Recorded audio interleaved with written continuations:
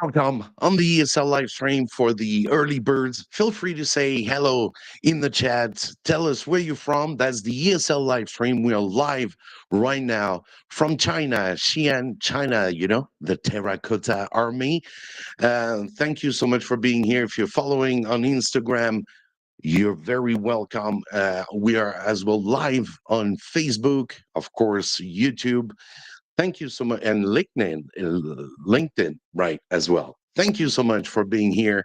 That's the ESL live stream. Today, we're going to be talking about autonomy in the classroom, how to make your students more independent. You don't need to have all the time. You don't need to have to be all the time in their back, right? So we'll see that with our special guest today. So we keep in touch. And let's start the live. Here we go. In the dawn of time, before writing, before civilization, teaching began. The first teachers were the elders, passing knowledge through stories, fire, and survival.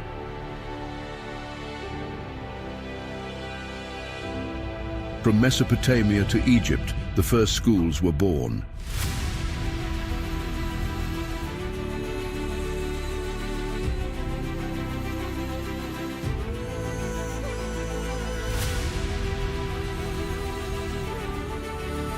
Scribes, philosophers, and scholars emerged to shape the world with wisdom.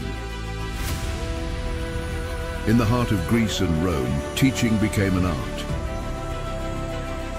Socrates questioned, Plato imagined, Aristotle defined. The foundations of modern education were set.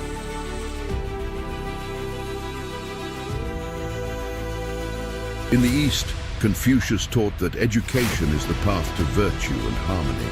His teachings shaped generations, laying the foundation for lifelong learning and respect.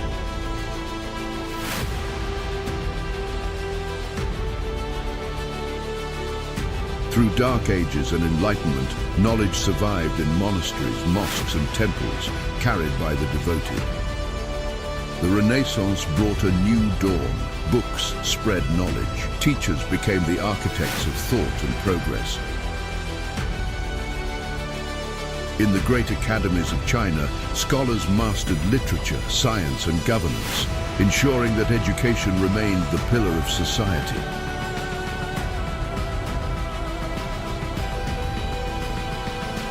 With industry came schools for all. Education moved from the elite to the people, building the workforce of a new age.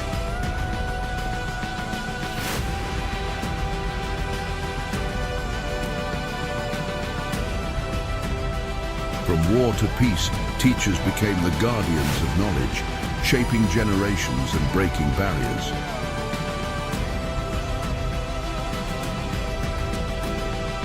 Today, classrooms transcend walls. Technology, AI, and innovation redefine teaching, but the heart of education remains unchanged. Dedicated teachers lighting the way. Tomorrow's world is unknown, but one truth remains. Teachers will always shape the future. From the first humans to the far future, teaching is the greatest legacy of humankind.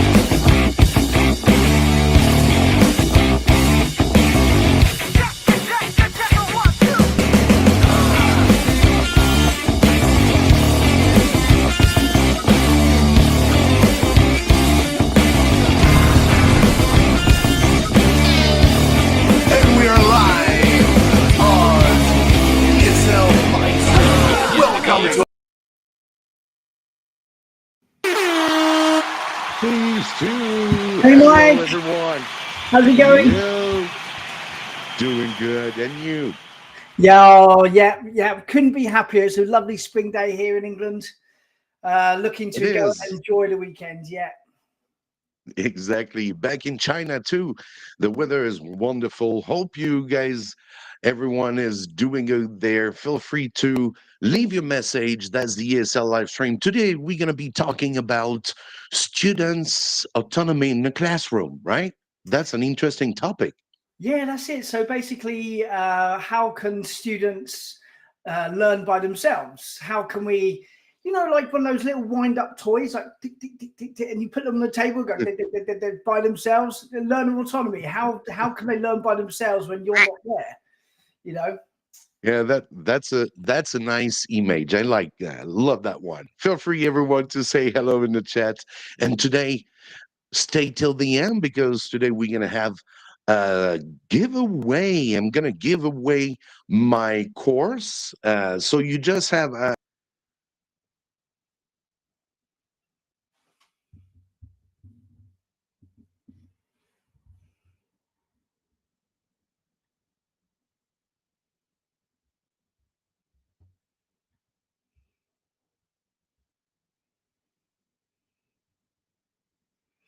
I don't know if it's just Mike that's frozen or if everyone can see me just fine. Yeah, this is a mystery. The old restream. Anyway, I'm gonna just go with it in case I'm coming through fine. In fact, actual fact, if you can tell me if you can see me and you can hear me actually talking right now, that would be really helpful. Just type in the chat box if you can hear me fine. I will continue. So basically, I think what Mike, Mike's left by the looks of things. I think what Mike was about to say is that there's going to be a giveaway at the end of this live stream. and right back. Hey, Mike. Hey, how's it going? Can you hear me okay? Is terrible. It's okay. It's okay. This is one of the things we're trying to live stream, right? It's quite tricky, but what I was just saying is I think there's going to be a giveaway at the end of this live stream, and you're going to be giving away one of your courses, right? That's it. Exactly. And I'm gonna add everyone's name. We got Ibtisam already. That's cool. I'm gonna add her name, Ibtisam, and then she'll be here in live. Everyone as well on Instagram. You can just, I'm going to write as well on Instagram. Sorry, it takes a little bit of time, but after that, we'll get used to. You just have to write the hashtag ESL win and we'll be good. Stay till the end. So we'll be the winner, right, Stu? Cool. Yeah, that's it. So while you're on this live stream, put in ESL win. Once that's in, you can be in the live draw to win courses. So couldn't be easier. Just type in ESL win. There you go. Hey, Brendan. Yo, Brendan. Who's it? Mine. Your name too, huh? Okay, so I'm gonna add Brendan as well. All right, let me see. Brendan, where are you watching from today? Just put in the chat box where you're watching from today. Exactly. You see, and the live is going on. So let's, without waiting, everyone, Phil, we're gonna welcome Kirstie tonight, specialized in autonomy in the classroom. So here we go. Let's welcome Kirstie.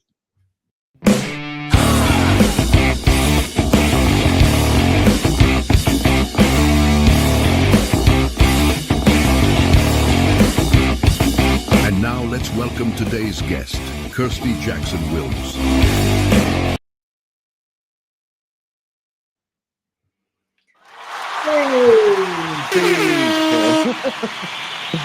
With that horn right here. How are you doing? Thank you very much for your time, Kirstie. Hope you can hear me. No problem. Some people will say they can't I hear can me. hear you fine. Yeah, yeah. All Thank you for right. having me, by the way. I'm excited to do this. So yeah. Yeah, welcome. Whereabouts are you Okay, I'm here. joining us on today, Kirstie?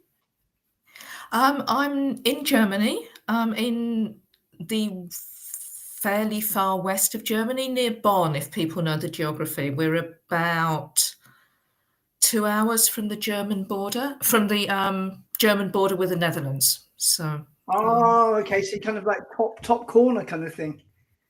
sort of middle side. If you imagine Germany as a square, and we're kind of in the middle of the western side. So Got it. yeah. Yeah. I got it. So what we normally do, Kirstie, we have a guest on each week, where we try to get a guest on each week, and each week they talk about their kind of specialist subject. So before we get into learner autonomy, which you're quite knowledgeable about and something you've got a big passion in, right? Can you just quickly introduce yourself for everybody, and how long have you been teaching, and what brought you to teaching? How long have I been teaching? Ages, since 2007. And before I was a teacher, I actually worked with old manuscripts in a library, with sort of the medieval manuscripts, but there's no people involved. And I wanted to do something with people. So I retrained, did my CELTA in 2007, and I've been teaching ever since. I came to Germany in 2010, and never want to do anything else. So these are they're like the medieval manuscripts you need to put on gloves, kind of thing, and wow. Yeah. Oh, we've got to have a talk about that. That's something that really interests me, actually. Let's do it. Yeah. I can have a proper geek out about manuscripts as well. Oh, so let's do it. It's on. We got a date. All right, you guys stop chilling for a while. Come on. All right, here we go. So we're gonna start with the. I'm still here. This time you can hear me all fine. Here we go with the first question. So, what does learner autonomy really mean in the context of ESL classroom, and how has your own understanding of it changed over time? That's a really good question. In the context of the ESL classroom, it's pretty much what Stu was saying, I think, at the beginning. It's about handing responsibility for learning over to the learners. So the learners start to decide more how they learn, who they want to learn with, what they want to learn. But it's at the same time moving the responsibility away from the teacher. What I used to think was I stayed sort of as a teacher in charge of the classroom, and I just said to the learners, go away and learn, but without changing the paradigm, the sort of the power paradigm in the classroom. So it's much more about shifting that paradigm so it's more level, teachers and learners on the same level together, than having the teacher kind of up here with all the control and just saying, go away and learn. If that makes sense. Yeah, that makes really good sense, actually, is, shifting levels down and empowering your students to know how to go away and learn, right? And when I first started teaching, I really just thought about the classroom, my own lesson plans, my own view of what was going to be going on. I might set some homework, which I'd check. It was very teacher-centered, and it was very classroom-centered. And I didn't really think about learner autonomy at all. How would the students be learning? outside of the classroom? What would be the process? Is it work? Yeah. I didn't put thought to it. And I think as the years went by and I got more experience, I got more interested in learner autonomy. But yeah, for lots of people, it can be like quite a buzzword, right? We kind of think we know things, but we don't really know how to do it.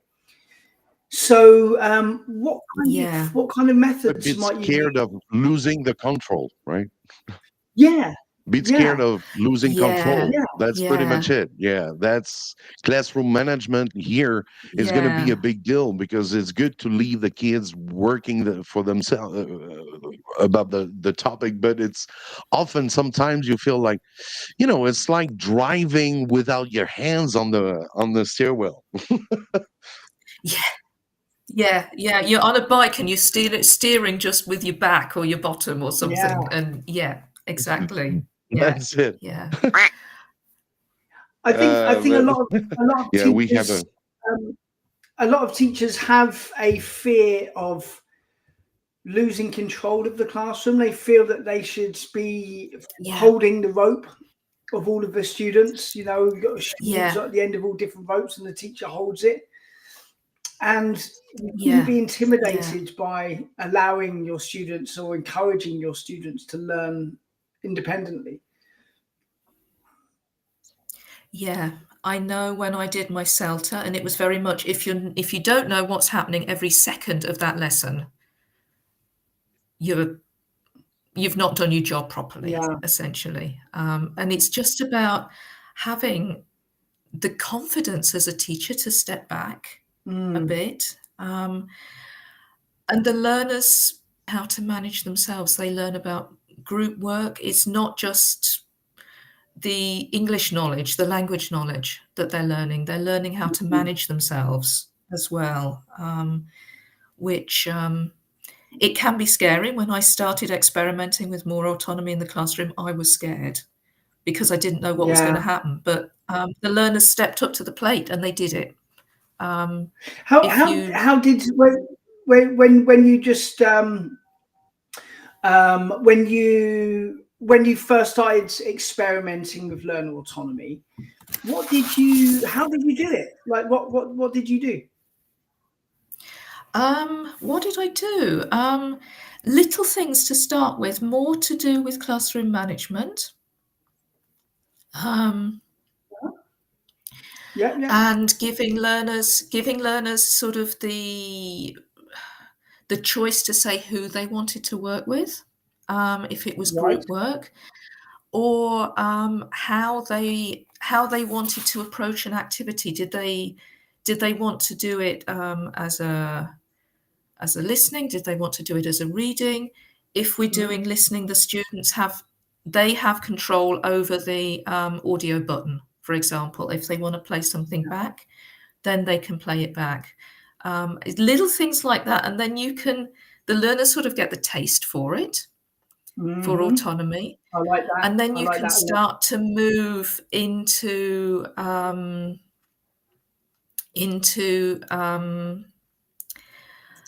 giving them choices about what they want to learn. So they start to learn to reflect on their strengths and their weaknesses. If it's important to know something now, if it's an important gap in their knowledge, or if that can save till later and this is more important. So they start to learn to prioritize. You start to learn to prioritize your learning as well. Got it. Yeah. So students are learning or getting practice with little bite-sized practice sessions of like you say with the rewind button. If you're doing a listening activity, rather than the teacher having their finger on the button, you get one of your students to, and if they want to listen to it again, they can select to go back. Yeah, that's really a good little tip actually. And then giving them different options as well. So you can learn about this or this. It's up to you. So yeah, I love it. It's good differentiation in the classroom as well. Make it very learner centered. And then if you've got, it's more work, I admit, for the teacher, but if you've got two groups doing different things, and then there's a plenary at the end and they teach each other, and then you've got more autonomy, you've got more practice. So Yeah. Yeah, you do develop it in. So what is it when you're as teachers, we often discuss the theory about learner autonomy. We think we know what it means, but why is it that lots of teachers don't really give it a go in practice? I think different people mean different things by autonomy. So different people might be doing different parts of autonomy in the classroom. I had a look at the research, and there's at least 5 different definitions of learner autonomy out there. So everybody might be doing something different. That's one thing. Another thing, as we were saying about CELTA, you're not encouraged to let go when you're training. And I think fear has a big part. What happens if? What happens if the learners don't learn? What happens if the classroom management breaks down? What happens if? But you don't have to do everything at once. Yeah. You can scaffold the autonomy in the same way you'd scaffold the grammar, for example. Yeah. I think it's also, like if you've got like a new approach that you want to try, and it can be quite scary. It might be like, for example, back in the day when we first used interactive whiteboards, it was quite daunting, right? It was daunting. Yeah. What new piece of equipment? How do I use it? Like, what am I going to do with it? And I guess it's just an example of that. Like, what do I do? Exactly. Yeah. Yeah. Very, very cool. Yeah. Mike, do you want to? Have you got a question there? We can go with with the third question right here. What are some small practical steps teachers can take to encourage autonomy, especially in more traditional classroom settings? That's what we were talking about early, right? Some small, like, practical steps for teachers so that they can take to encourage autonomy. Any little tips? Yeah. Encourage the students to move around the classroom. I was talking to a colleague about this, and she taught, I'm not sure where in East Asia, but the desks were fixed to the floor and the chairs were fixed to the floor. And so she got the students to move around. Yeah, that's one thing you can do. You have to sort of think outside your classroom box a little bit. And what works really well in any classroom is encouraging the learners to reflect on things, what they did well, which is really good for motivation, and motivation is good for autonomy. What gaps they can see in their knowledge, what they want to learn, what they want to do better, and what they want to learn next, and then sort of getting them to think, how can I learn this? Do I need to be in a classroom to learn this, or can I watch a video? Can I try reading something? Can I try blogging? Can I go in a chat room? I see learner autonomy as like, let's have an analogy of like a ladder, and you're at the bottom of a ladder, and at the very top of the ladder where you want to get, that's true learner autonomy. But you've got different rungs of the ladder that you need to ascend in order to get to the top, this full learner autonomy. And it can start in the classroom, like choose your own activities, move students around so that they start to take control of their own learning, and it's not so teacher directed. And these absolutely. are the ladder. Go home and find a website about learning English, and then come back tomorrow and tell people what the website is. So you've got all of your students, they go home and they find a website that they like. come back into the classroom, you write it on the board, you get everyone's ideas, and you're developing this autonomy, and you're taking it through the rungs of the ladder towards learning autonomy. Yeah, exactly. Yeah, I really understand about the fixed desks in Asia as well. Cause me and Mike, we taught in China for years. Public schools, those desks are going nowhere. Like, always the same settings. Bolted to the floor. So like, what do you do? Like, and you've got these like real problems that teachers have in these classrooms. How to sometimes you bump into the desk, and that really hurt. Yeah, you bang your knee on the underside of it. But how do you do pair work, group work, mingling? And you've got these real kind of practical problems, right? That you have to kind of overcome. You have to find a way. Yeah. And it's different for different age groups as well. How you could work with how you work with teenagers is different to how you work with adults, is different to how you work with young learners. Yes, true. And I think it depends a little bit on the capacity. At different age groups, people have different capacities for motivation and reflection, I think, as you develop as a person. So maybe with very young learners, I do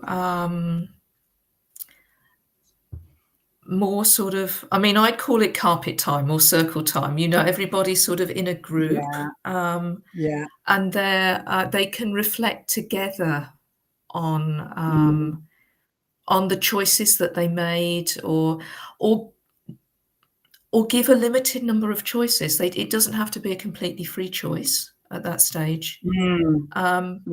It's a bit like, do you want pasta or do you want rice? You know, what would you like to do first, kind of thing. Would you rather do this in this way or in the other way? Just little choices, reflecting together, so the students get in a little bit of discussion as well. Because peer support is really important. I think it's more important for very young learners and for young learners than maybe for adults. I've taught a lot of one-to-one adults, and they're fine just choosing for themselves because they do it every day at work. But bring it down and give choices, but give them it's more a which rather than a completely free what, maybe. For young learners. With young learners, what I like to do, I like laminate some smiley cards, like emojis, like smiley, plain face, sad, tears, really happy, love. And then at the end of, like in the morning, if I sit down with the students, we do circle time, hold up an emoji about how you feel that day. So you are giving students, even very young learners, choice. And you start weaving in the idea of choice into all of your classes, and then hopefully they can start taking that away. Once they understand that they have choice in the classroom, they can take it away, and they realize that there's also choice at home as well. For and autonomy. you could even use those emoji cards after an activity. How do you feel about talking about animals? Or how do you feel about talking about family or something? And they can hold up, and then they can talk about why it feels good, what they did well, why it feels a little bit iffy, maybe. Really, really good. And like if you laminate them, you can kind of keep them as well, right? I used to freelance for a company called StudyCat. And StudyCat is it's a language app for predominantly for young learners, and students can learn on the iPad, they can learn on the phone, and they can learn languages. You've got very low level, it's graded, and it works up into stories. Really, really clever. StudyCat, check it out. And their big thing was about learner autonomy. And with EdTech, you've got the ability to take things out of your classroom. When students go home, the parents have a phone, And you can get apps, they're often free, get them on the phone, and the student can spend 20 minutes each day being on the phone. They already like going on TikTok and playing games or whatever. But rather than just mindless scrolling of videos, it's his focused learning. And so you can set a homework task to the parent. Okay, sit with your child and choose a story that they're interested in. And the student, it's learner autonomy. They're going, and soon the student won't need the parent. They'll be picking up the tablet. They'll be picking up the phone. Mum, can I go on study cat? Can I do a story by myself while you're cooking? And this is learner autonomy. Exactly. Yeah. That reminds me with my French class, you know, with my French class. I'm lagging a bit, I guess, but you know, with my French class as well, the way I use autonomy is more because they're grade 10, 11, and 12. So I want students to, I don't want to be in their back all the time, because I told them, when you guys going to go abroad, when you're going to go to university, nobody is going to be in your back. Nobody is going to care about if you are learning or not, you know? So I let them, I'm going to be in front of the board for maybe 20 minutes or 30 minutes. The total of the class is an hour and a half. And then I use that app as well, which is called VHL Central. And it's a language app, and is made by Besta. Well, this is really interesting because they can really learn without me. You know, that's pretty much this. There's audio, there are videos, they can send me their audios. So I choose generally in class, well, I explain them, you know, you still have to have that human contact, you know, that role play. And then I let them work on their on their laptop, because and I'm not going to go around, because they have to understand that they study for themselves, not for the parents to be happy, right? This is a very big problem that we have in China, because most kids, especially in international school like mine, kids are a little bit spoiled, you know what I mean? And they always need a little kick in the head so that they're going to work, you know? So, but I try to teach them how to be, you know, working without the teacher, because when they're going to arrive in university, there's no one to, you know, give you that kick in the head.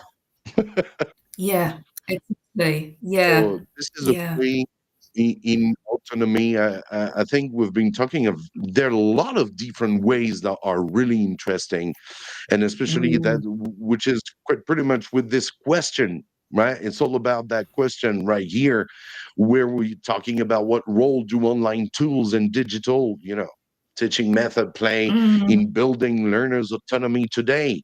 Are the tools? So we've been recommending some tools, right?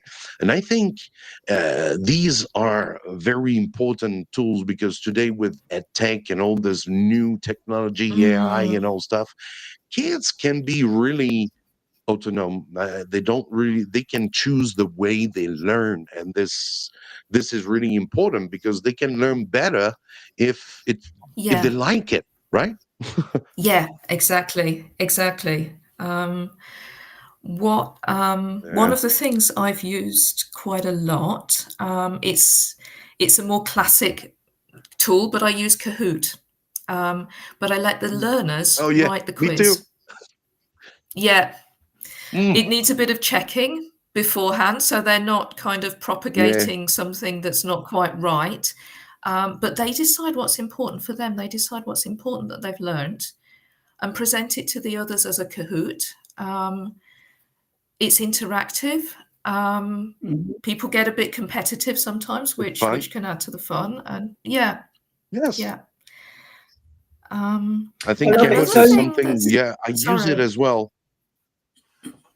It's okay. No, I was just going to say, because I've not really I use it as well. Yeah, Mike. The older. You know, The problem is with China, Kahoot it's today, about even 6 for seconds language each teach. blog. Yes, you know, with it's very interesting because you get audio.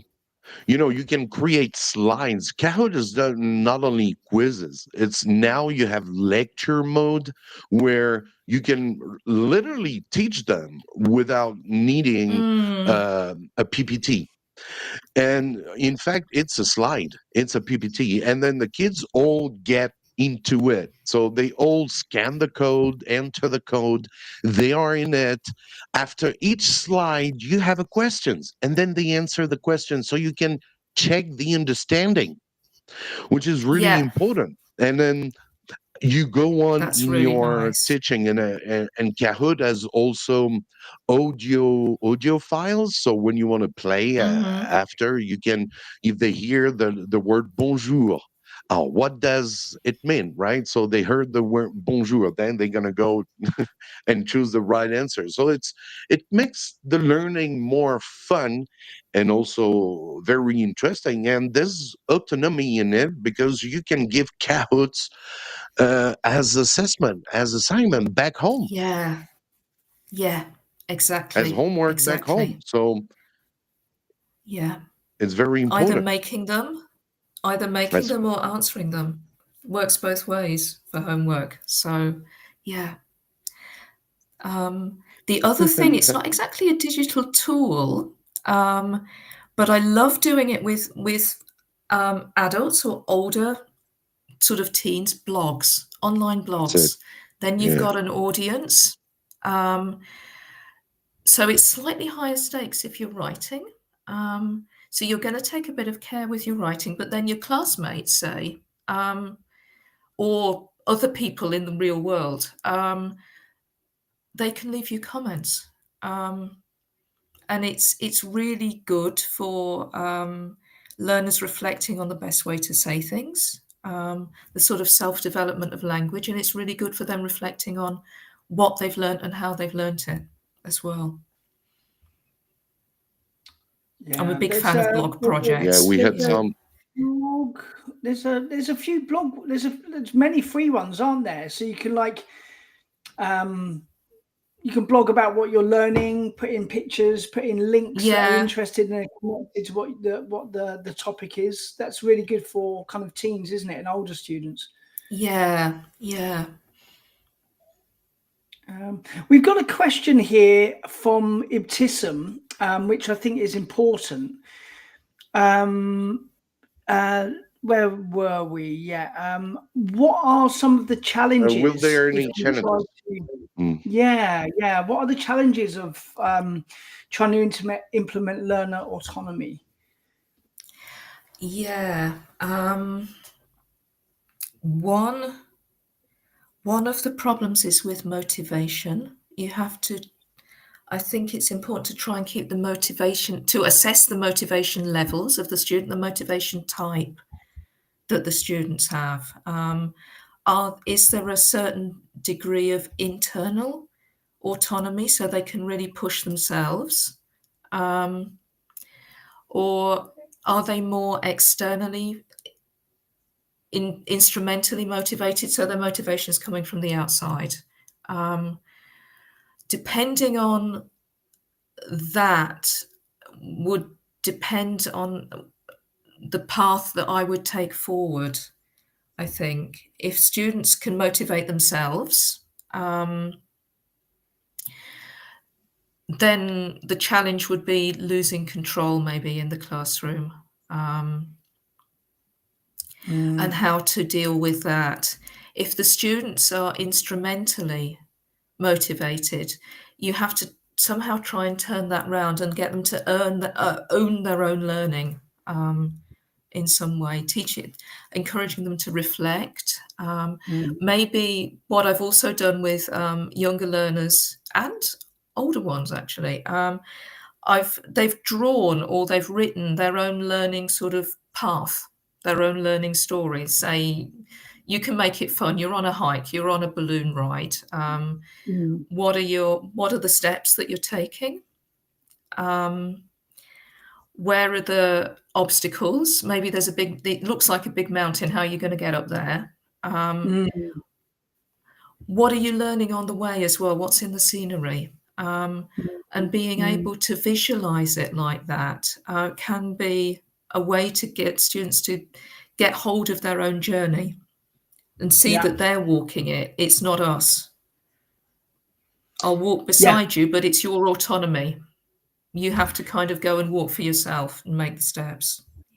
That's it. So I guess you're kind of learning, kind of training the students how to learn, and like kind of thinking about this as you're planning as well, from a planning stage for your lesson. How can you weave in these little sections for autonomy? Like the ladder, like kind of what kind of things can you do over, rather than trying to like a traffic light in the street. So you're on green, then you've got amber, then you've got red. So before you go from red to green, you've always got amber, right? Any way you go. If you're going from green to red, you go through the amber. If you're going from red to green, you go through the amber. And the amber for me has always been really important in teaching. So say I'm about to do a learner, a listening task. From going from red to the green is the listening task. I always go through amber. How can I set the context? Let's talk about it. Let's start discussing the listening topic before we start listening, and before the learner autonomy, before really letting them go. The amber stage, what little things can you do over the space of a month to get your students prepared? So see it as like a long-term thing, right? By the end of 2025, I want all of my students to be able to understand how to learn autonomously, how to go home, how to choose what they're going to learn, why they've made that decision, and really be independent, truly independent. But before I get to there, and I'm here, what's the trajectory? What's the journey? What things can I do to get here? You see? Yeah. I like that image. That's really nice. It's really, really nice. And the thing is, you're facilitating it as well as a teacher. You're facilitating that journey with the decisions that you're making in your plan and in the classroom. I find that a lot of teachers' books don't really put that space in. So it's having to look more at the course book and thinking, where can I get this in? What can I tweak? Where can I give the students a choice? That's something I would love to change when I'm king of teachers' books or queen of teachers' books. That's what I'm changing. So that there's so many failings in textbooks. So many failings. There's no spiraling with textbooks. There's no spiraling to go back to review language. It's just like Unit 1, holidays, Unit 2, food, Unit 3, clothes, and then end of the book, next book. There's no spiraling of the language. And there's no thought to put in how can we build in language learning autonomy in this textbook. There's nothing out there. I know they have to be one size fits all, but we could change the pattern a bit. We don't all have to be wearing hoodies the whole time. We could wear something slightly different, slightly more autonomous. Or just have a page in there. Little autonomous exercises that build on each other throughout. Kirstie, we should be textbook writers. We should collaborate and write a textbook, I think. I'd love it. Autonomous learning with a textbook. Definitely. I think we're onto a winner. Mike, how's the giveaway going? That would be awesome. Just checking people as well. I had one or two on Instagram because we can't see the message on Instagram, but for sure everything is right here. I'm gonna show it a little bit again. Let me see. It's right here. It's always a little bit difficult. Yeah, I gotta share my screen, and so everyone can feel free to join the giveaway. We get ebooks for everyone, so you just have to type dash and ESL win, and I enter your name into that giveaway. That is going to be like in a good 10 minutes. Yes, and a little bit more. We're going to do that. We're going to try. First time we're using this method, right, Stu? Oh, the old Wheel of Names. It's such a good website. You just you can put in topics, student names. I use it all the time when I'm teaching. It's free and completely random, and you can share the screen. The students get excited, and you get a little round of applause for the winner. But type in ESL win and enter the draw. Yeah, for now we have Kachi on Instagram, Ibtisam, and Brendam. So feel free, guys, to hashtag ESL win again. I hashtag it again. So you can copy, and on Instagram as well. We are, yeah, there are almost 10 15 people on Instagram. Thank you for coming. Very Yay, good. yes, Easter. Okay, so we're gonna. Oh, that's an example. That's awesome. Like Stu said, you can use it in a classroom, right? Esther, and you see Yeah. she's in. Oh, Yeah. I mean, and then you massive ask a S. little bit smaller. We'll be fine. Actually, Yeah, talking. man, it's not easy. I got to do everything behind. Yeah, it's like Mike's in the man. He's like sitting there in the background trying to like read like 5 screens at the same time. It's very impressive, actually.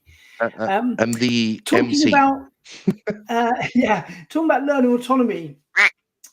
Actually, it's really student centered because you students choose the path, the journey that they want to take. Yeah.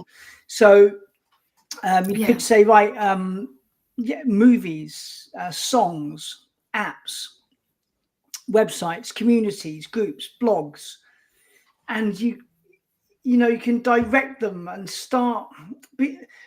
And this is another thing about learner autonomy, which we haven't touched on yet, is the power of learner autonomy on learner motivation. You've got, I worked in China for 21 years. So I was teaching in China. And the problem in China, there's always lots of exams, lots of tests, and students, they often see English. You ask them, why are you learning English to a Chinese student? Most of them will answer because I have a test coming. They can't see beyond the test. Like the reason they're learning English is because the teacher gives them a test about it. And that's the reason that they learn English. And so they've got no motivation. They feel bad. They're motivated by fear of doing badly in the test rather than being motivated by improvement in language and feeling good about themselves. Everything's very negative. Nothing's positive. So when you're doing like learner autonomy, you are showing the student that there's more to language learning than meets the eye. It's not just about the classroom. They can go home. Yeah, you've given them a blog. You showed them in the classroom, right? This is the blog. This is what the kind of things you can do. Let's work together now to put a link in. Let's put a photo in. Make a little movie of yourself saying this sentence and upload the sentence onto the blog. You can set it as private, so only those in the classroom can see it. There's so many things you can do that students can feel good about language learning. Feel, I can do this. This is working. Yeah. There was a really, really nice study that was done with, I think it was university students in China. So tertiary level, but I think it would work at other levels. And they had a sort of a WhatsApp community, and I think it was called the Blue Cloud Cafe or something. They called it. They chose the name for it. And it was student moderated, student led. The The lecturer would Clever. come in if there was a question, Mhm. but they wouldn't interfere, and it let the Mm. learners really develop their own second language personality. It let them own the language, Yeah, and it was lovely. It was just yeah. lovely. That wouldn't have been WhatsApp. That would have been this little one here. See those two language bubbles? Yeah. That's Yeah. WeChat. WeChat. WeChat. Yeah. WeChat is like WhatsApp, but like 5 times as good. WeChat is amazing. Yeah, you've got like it's got all of these features that WhatsApp just doesn't have. It's got like it's like Facebook and WhatsApp in one. It's a really great app. It would have been that, Ooh, and that's a yeah. fantastic. And I you can taught buy 2 tertiary in China. potatoes with it. Yeah, and you can buy potatoes with it as well, or anything. You know, you can shop with it. Everyone in China, they never use cash; they just shop on WeChat. Like it's very, very clever app. Yeah, so Alipay. I taught a university in China for 7 of the years that I was there. Motivation is a huge problem. Lots of English is a compulsory module in nearly all of the Chinese degrees. So you've got students who might be learning medicine, they might be learning, hotel management, whatever. They'll have like English as a module, and most of them hate it. When is the English ever going to end? It never ends learning English, and they don't want to be there. So something like this, making this group, giving them the autonomy to go in there, like interact in the group, type in English messages. That will help with their grammar, will help with their sentence structure, everything. Like, yeah. Love it. Helps them to be Yeah. them in English. They're That's not it. just Well, sort of in where a did you see classroom this saying early? what they have to say. Yeah. Where did I read it? I can't remember which of the teaching journals it was in. If anybody wants to know, I'll find out, and I'll put a reference to it on. I can do it on LinkedIn. I can link it to one of our posts on LinkedIn. Yeah. That sounds ideal. I'm That gonna sounds ideal. send your. I'm gonna put your link right away. Wait a moment from LinkedIn. It's super slow today. Oh man. Just while Mike's Yeah. doing that, let's close this up with what advice would you give to? There'll be teachers watching this. They'll be watching this now. They'll be watching the replay, and they're like, right, I like the sound of this learner autonomy stuff. I've not really given much thought to it before. How can I do it? And just give some quick tips. How would you encourage learner autonomy, and where to start again? If we can just go back over that again. Yeah. One thing, the important thing is you're going to try it. We should start with ourselves. So trying out learner autonomy and experimenting in the classroom so that we've got experience of it, experience of being autonomous learners in our professional development. Then we can support learners in becoming autonomous themselves, because we know where the pitfalls are, we know where it's scary, and it's scary for the learners as well, to be honest, if they're particularly used to a traditional setting. And scaffold the choices, little choices to start with before you go all out and they have a completely free choice. Maybe start with classroom management and then move into autonomy in the type of language they want to learn, how they want to learn it, autonomy in materials design as well. As we were talking about, the students make quizzes, the students make Kahoots. That's quite high up the ladder, I would say. So don't start with, everybody, you're going to choose a topic and make a Kahoot. Start with a choice between the topics. Baby steps, one rung at a time on the ladder. And just go for it. I think it's scary. I know I was petrified when I started, but it's so worth it. Yeah.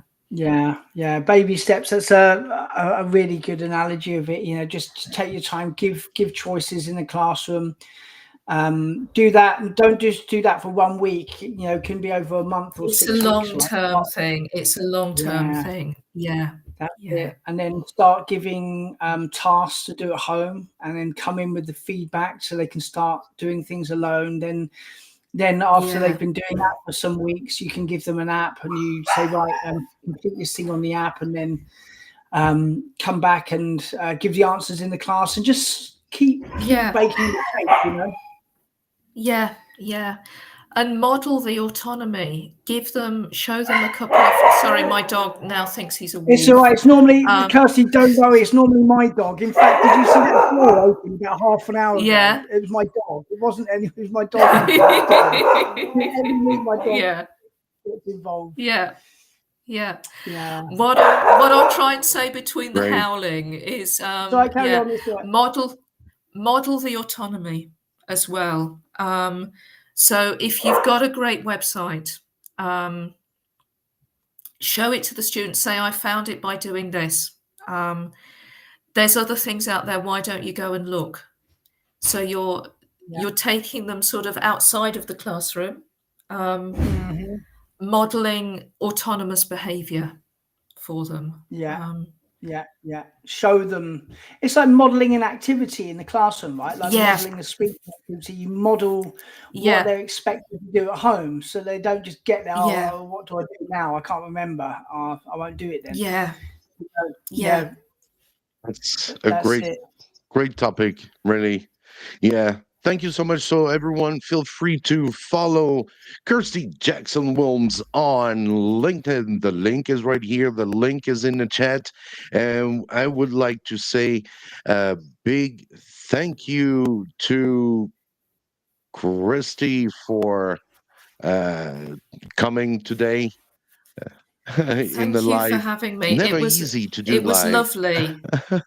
It was lovely. Thank you ever so much. It's never easy. Yeah, thanks for coming on. I think I've learned a lot, definitely, for sure. Yeah, I've learned a lot, and I think everyone watching this would have learned a lot about it as well. So thank you. Thank you. Exactly. Thank you so much, Kirstie, for coming today. We're going to set you free. This is Saturday. I think it's going to be lunchtime for you, huh? Yeah. Time to take the dog out now. So, yeah. Okay. So, like what we say in French, bon appétit and merci beaucoup. Thanks. Have a good lunch, a good weekend. Thank you, Kirstie. You too, guys. Thank you. All right, Kirstie. Bye. Bye. Thanks. Bye. Awesome. We learned a lot of stuff today. That was a really cool one. Autonomy, things that we never usually hear in ESL teaching, right? Yeah, like it's when you do your training, your training doesn't really cover this. How can you how can you teach your students to be autonomous? What can you do? What things can you set at home? And there's so many things that you can do. Yeah, very, very cool. Oh, do I see a wheel? Exactly. So everyone, feel free. Yes, the wheel of names. Feel free. You still have like 2-3 minutes. You go and you do hashtag ESL win to win an ebooks about innovative approaches in ESL teaching, kind of ebook that can help you, try if you want to start using these tools in the classroom. Perfect little ebook. It's a guide from myself that I created for you to help you, step by step in the classroom using blended learning. Because with AI these days and all these tools, you gotta do it. You gotta go for it. You gotta give it a try, and it will change your classroom for sure forever. So That's feel free, guys. guys, type ESL win, hashtag ESL win. We have already 4 people in it. That's great. Pretty cool, Stu. Everything all right, Stu? How's everything with you Yeah, back yeah, in? You all still good. have your TESOL course on it, right? Yeah, yeah. Got the mine still. Like, yep. Still got the TESOL course, and yeah, got a couple more Yeah. trainings started this week. We actually cover learner autonomy in the classroom and things that students can do at home with learner autonomy, like using their phones, apps, using a photo. Making a photo dictionary, so taking photos of different objects that they come across and making like a digital photo thing. That's one of the things that we cover. So learner autonomy is really covered well in the TESOL course. So if you want to start a TESOL course with a difference, it's a little bit better than a lot of the offerings out there, check out the TEFL Lemon 180-hour higher certificate of TESOL. Yes, and the link is in the chat. A super TEFL course that I really recommend to everyone, and it's accredited. You can with this, you're gonna find all kind of ESL jobs or English teacher jobs in all around the world. It's accredited by an accredited body called ACTEC, right? Which is Yeah, one of ACTEC. the most difficult accreditation that you can have in this world. That's it. It's the one of the most difficult. I could have chosen an accreditation. A lot of accreditation bodies out there are dodgy. You pay them, they'll accredit it. Thank you. Give me the money. Thanks. It's accredited. We didn't do that. We chose the hardest one, and they improved the course no end. Yeah, they only accredit 3 courses in the whole world. All the others fail. They don't get What? Only accredited. 3. Yeah. Yeah, it's almost So impossible to imagine. get Yeah, accredited. someone It's really hard. wow. So guys, go for it. The link is in the description. If you want to have a real TEFL course, go for Stu ones. He's gonna be here with you, helping you all the way, supporting you. And yes, we had as well Ricky Knox was saying, what are those words here on the top? Yeah, these words are for the giveaway, giving an ebook away for today. So you can, do I add your name? Yeah, go ahead. We're I gonna go. Hey, a probably big shout out as probably. well to Sharina right Oh, hey, here. Trina. Welcome, Sharina Smith. She was one of our guests a couple of months ago. She's always very, uh, how to say, very active on Mike's Home ESL and the ESL live stream, and always it was a good fun. We had a good live with her as well. Yeah, Sharina runs a group called TEFL on the Go, and it's great if you're particularly if you're a new teacher and you need the guidance and support from those around you. You don't really know what you're doing, but you know you want to do a great job. Check out TEFL on the Go. It's a good starting point for you. Great. So we're not gonna wait anymore, and let's spin that wheel to see who's gonna be the winner. Hey, Ibtissim, right? We'll see. We Here don't we want to go. make it. Uh-huh. It's like it's completely random. Gucci. Yeah, Gucci on Instagram. He was, I don't know if it's he or she, but I will have to find him back right there on Instagram. If you see that, feel free to contact me on this email right here that I'm writing. This is my best email. If you want to contact me, there's no problem for others. You might be in my spam folder, but I always check out my spam folder because there are a lot of people contacting you, and sometimes it goes in the spam. That even sometimes one of your email went to my spam folder. So Drive you mad, spam so folders, don't they? congratulations to Gucci. Wrong thing. Yeah, well done, Gucci. Yeah, Yeah, well done, Uptism. and that's gonna be it. Uptism So just finished the TESOL course, so yes. she's got her certificate Oh, really? on the way soon. Yeah, yeah. You see, this is testimonial. It's really important here in the live. This is not the TEFL that are the fake ones, right? That we can see a lot around in here. We can see here at the SEM. You can maybe contact her if you want to. She would be she can tell how the course is good. Thank you, Yeah, she Ibtisam. was a A big really shout good out to trainer. Ibtisam. Yeah, Yes, she's thank you, Stu. really good. That's gonna be it for today. I hope you're gonna have a good weekend. The weather is nice as well in Xi'an, China. And hope to see you. We're gonna go on next week. Today, a lot of people came on the live. That was nice. Very good topic. Feel free as well if you want to join. Yeah, Stu. People can Yeah, come as well, right? yeah. Just you can message Mike or myself. We can get you On on the live. LinkedIn. Kirstie today, yeah, on LinkedIn. Kirstie today had never done a live before. This was her first time.